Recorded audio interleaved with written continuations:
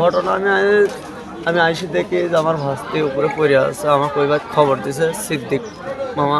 আমি দৌড়ে আইসি দেখি আমার ভাস্তি উপরে পড়ে আছে, কেউ ভয়ে নামায়ও নাই।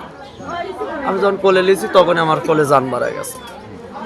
আমি আমার বাপেক দিয়ে আমি এর আগে দরখাস্ত দেওয়াইছি যে আমরা বাড়ি করার আগে কারেন্টটা তার সরাইলা উদ্যোগ কিংবা সাইডের দিক তারা যেহেতু এখানে একটা পুল গাড়ি দেখালে একটু পুনসি করে যেহেতু কারো সীমা নজর না থাকে সবারই বাড়ি করতে হবে, কারণ এটি হচ্ছে শহরের জায়গা।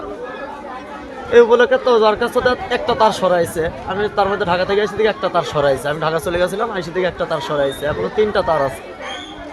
পল্লী বিদ্যুৎ লোকে দরখাস্ত দেওয়ার পরও কিসের জন্য এই তারটা তারা সরাইলো না? এই যে আমার মেয়েটা যে জানটা চলে গেল, তারা কি দিতে পারবে?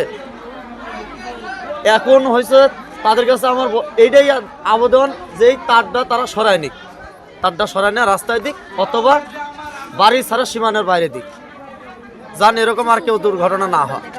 আমার যা হারা গেছে তো তারা তার দিতে পারবে না।